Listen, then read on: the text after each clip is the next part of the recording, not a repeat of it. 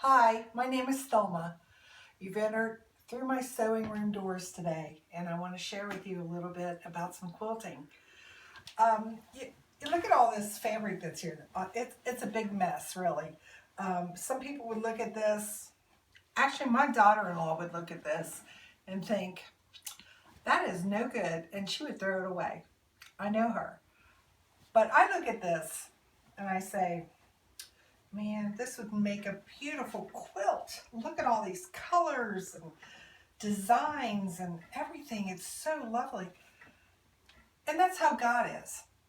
I'm kind of a crazy kind of person doing stuff very spontaneous like this video today. This is not me. But I want to share with you, God takes my craziness and my whatever it is that, drives me, and he takes the pieces of my life. He takes all my guilt and my shame. He sees my disappointments. He sees my hurts.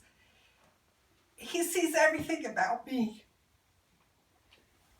He takes it and he makes it into something beautiful and unique that nobody else is like. And that's what's special about God.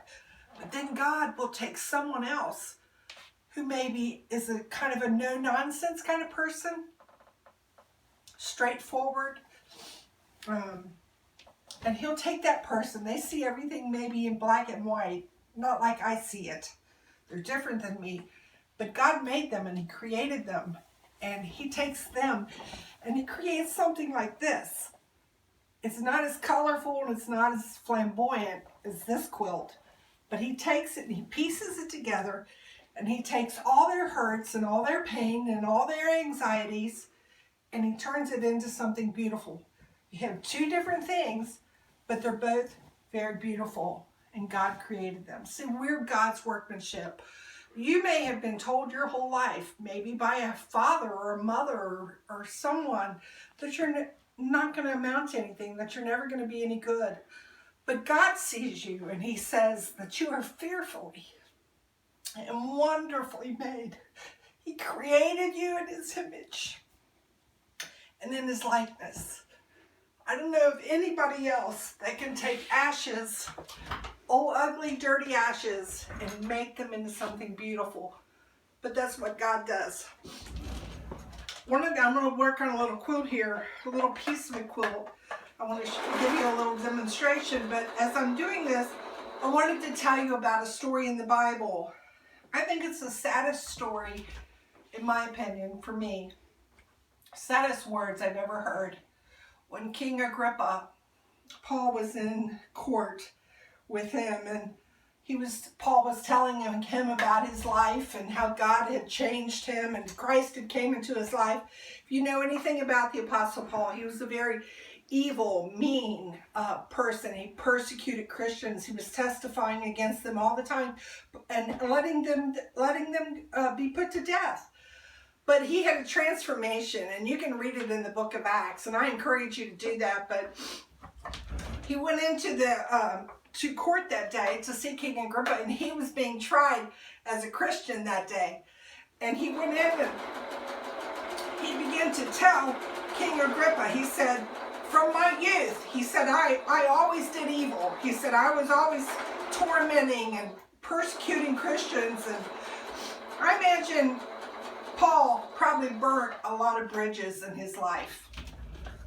And you may be somebody today who has burnt a lot of bridges in your life.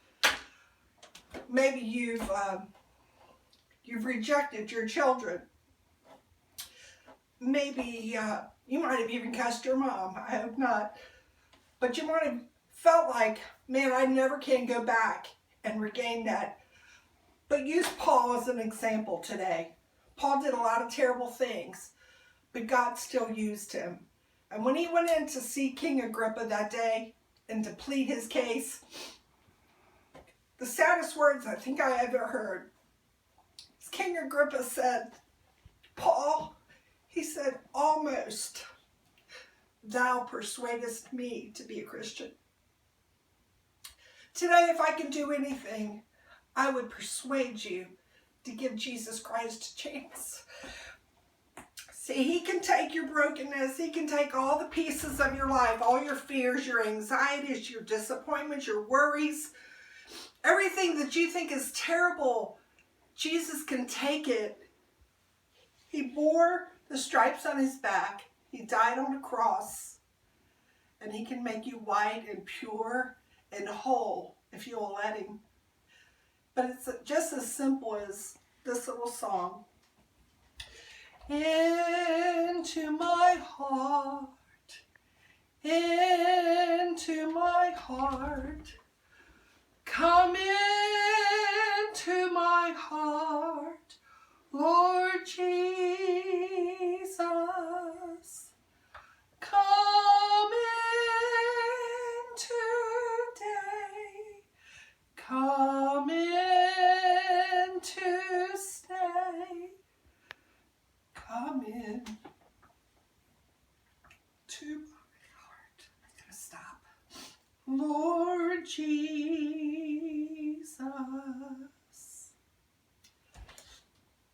I hope that little song blessed you. And it's just a matter, it's a prayer. It is. And if you can sing that song and invite Jesus Christ into your heart, he'll change you. The blood that he shed on the cross was for you. God bless you.